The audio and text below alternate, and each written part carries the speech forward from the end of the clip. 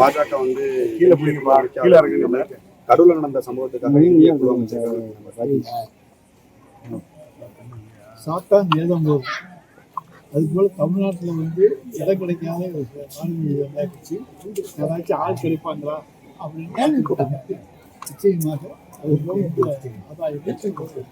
தொடர்ச்சியா பாஜகவினர் வந்து விஜய்க்கு ஆதரவு தெரிவிக்கிறாங்க. ஏற்கனவே சொல்லிட்டேன், விஜய் வந்து சீட்டு வந்து முதலாக சொன்னவன் நான் தான். எனவே அதை பற்றி இப்ப நீதிபதியவே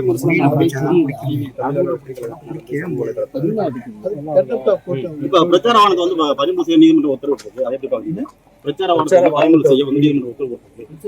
வாகனம் விஜயோட பிரச்சார வாகனத்தை பறிமுதல் செய்ய வந்து நீதிமன்றம் உத்தரவிட்டிருக்கு. வேண்டாங்க. விஜயை பற்றி நாங்கள் ரொம்ப கருத்து சொல்ல நீதிமன்றம் தான் கேட்டிருக்கேன். வழக்கு பதிவு இப்ப பாத்துக்குவாங்க. கரூர் சம்பவத்துல பொதுமக்களோட ஐயங்களை வந்து நீதிமன்றமே கேள்வியா கேட்டிருக்கு. தவாக்க மேல அதை எப்படி சார் பாக்குறீங்க? நீதிமன்றங்களே கேட்டிருக்கிறது என்று நீங்களே சொல்லிவிட்டீர்கள். அப்பொழுது எந்தெந்த சந்தேகங்கள் பொதுமக்களுக்கு இருக்கிறதோ அதையெல்லாம் நீதிபதிகள் கேட்டிருக்கிறார். இல்ல விஜயை பாதுகாக்க வேண்டிய கட்டாயத்துல வந்து அரசு அப்படின்ற மாதிரி ஏன் கைது செய்யல அப்படின்ற ஒரு பல்வேறு கேள்விகள் எழுது. வேண்டியதில்லை, யாரையும் கைது செய்ய அனாவசியமாக கைது செய்ய வேண்டியதில்லை. சட்டம் தன் கடமையை செய்யும்.